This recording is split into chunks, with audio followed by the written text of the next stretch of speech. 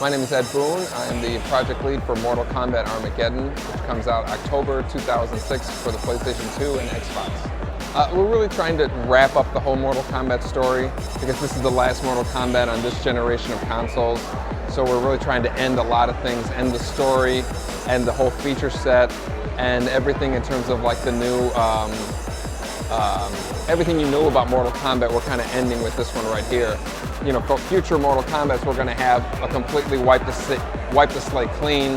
We're going to have, you know, brand new characters and all that stuff. So this is really kind of like the culmination of all the Mortal Kombats. Armageddon is going to contain every Mortal Kombat character from MK1 all the way to Deception. So all the boss characters that you've seen before, Goro, Motaro, Shao Kahn, everybody that, you know, a lot of characters you couldn't play as before are now playable characters in the game. Yeah, well, in addition to having every Mortal Kombat character, we thought like the next obvious thing is to let players create their own characters. And we've really taken that whole create a character idea a lot further than other fighting games have, because we've really taken letting you obviously name your character, define the character's look, but also define the character's fighting style, name the character's fighting style, and select every animation for each button. So it's a very intricate create a character feature.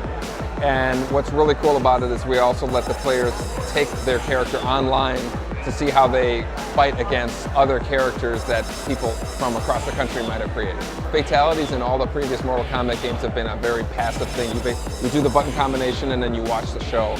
And in Armageddon, a fatality is really just kind of broken up into a bunch of mini fatalities. So every character is a whole bunch of fatalities that he can perform, but then the order of which you fire them off is up to you. So we can, like, you know, tear the guy's heart out, then tear his ribs out, and then break his neck, and then tear his head off in any sort of combination that you want. So it's a lot more of like a custom fatality than we've seen in any previous Mortal Kombat. Yeah, Conquest Mode has taken some very big leaps forward in terms of graphics and gameplay. You know, the player can not only just run around and interact with the NPCs, but they can also get into fights. So it's you get into fights with like multiple enemies, and it has its own fighting mechanic, you know.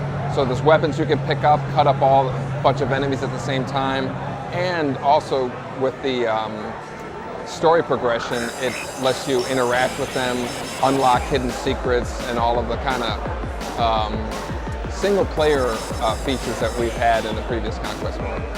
All the Mortal Kombat games that were 2D, there was a lot of emphasis on, you know, combat in the air. So you can actually jump in the air, jump over fireballs, jump over your opponent and try to kind of confuse them there. And when we went to 3D, everything was kind of, you know, leveled down onto the ground.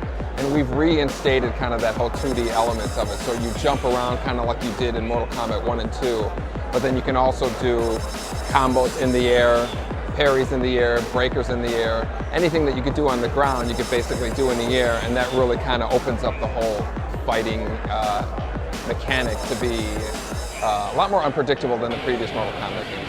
Okay, the name of the game is Mortal Kombat Armageddon. It's coming out for the PlayStation 2 and the Xbox in October of 2006.